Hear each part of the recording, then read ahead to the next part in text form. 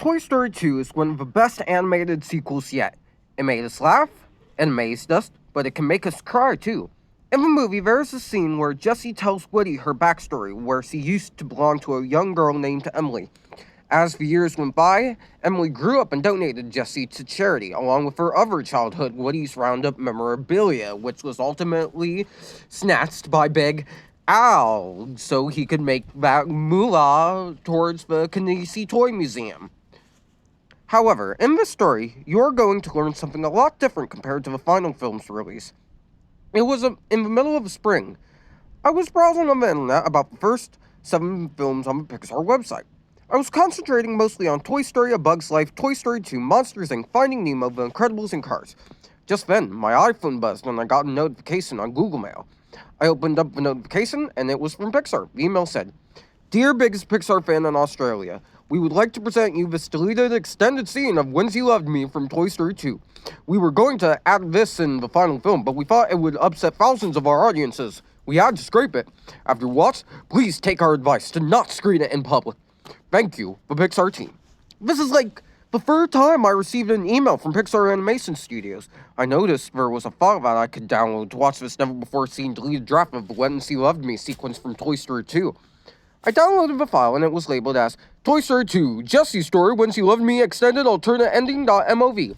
I opened up the email and oh boy, I experienced a depressing surprise. The scene started with Woody climbing onto the chair to talk with Jessie about his relationship with Andy and how much he meant to him. After that, Jessie then told Woody her backstory as in the final film. The song and scene continued as in the final film, but after putting Jessie in the donation box and getting into her car, Emily started experiencing problems with her car. Her car swiveled for her a bit and drove through a fence, leaping over the hill with a tree with a tire swing she used to play with in her childhood. Seconds later, the car then drove back over the hill before driving off screen. But then, the car came back and it was racing towards the box Jessie was placed in. Jessie was shocked. She jumped out of the box right before Emily's car was about to hit her. Emily's car then ran over the donation box and collided with a moving truck, which was parked outside. Turns out that Emily didn't take driving school lessons and wasn't fit to have a license. Jessie was on the ground, catching breath. At that moment, she noticed a large dent on the hood of the car. Jessie then went to check if Emily was okay. Unfortunately, Emily wasn't. She was bleeding from her nose, though it is faintly, and she was bruised. Jessie was shocked and worried for Emily. She thought for a moment if either she could leave her alone to die or come to life in front of her before she would. Jessie jumped onto the hood through the broken front car window. She was close to crying looking at Emily's current state. Emily opened her eyes, vision blurred. At that moment, she regained her clear vision and realized Jessie was in front of her, alive for the very first time.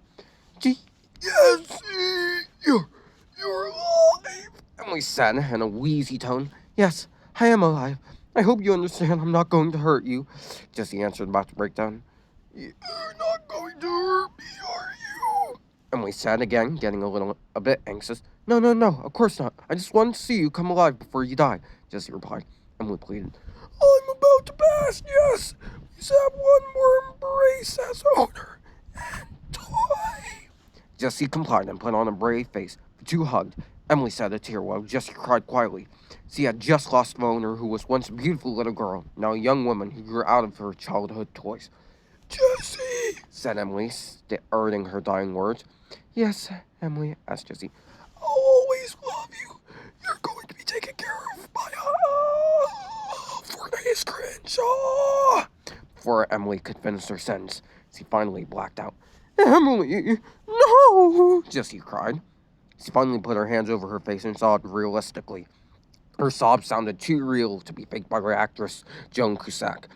At that moment, it showed a montage of more memories Jessie and Emily spent together, like bringing her to sleepovers, visiting carnivals, having tea parties, and Emily showing Jessie to her friends. Jessie stopped crying, and she had shed a tear. Normally, the toys in Toy Story don't shed tears because they are made of either plastic or stuffing. The first Pixar film to use tears was Monsters, Inc.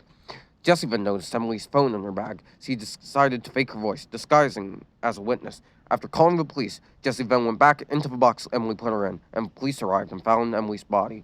The flashback ended, and Woody was shocked. He was about to cry too. "You never forget kids like Emily or Andy, but they forget you. Not only that, they can die, and you'll forget them if you don't remember them for too long." Jesse gloomily confessed.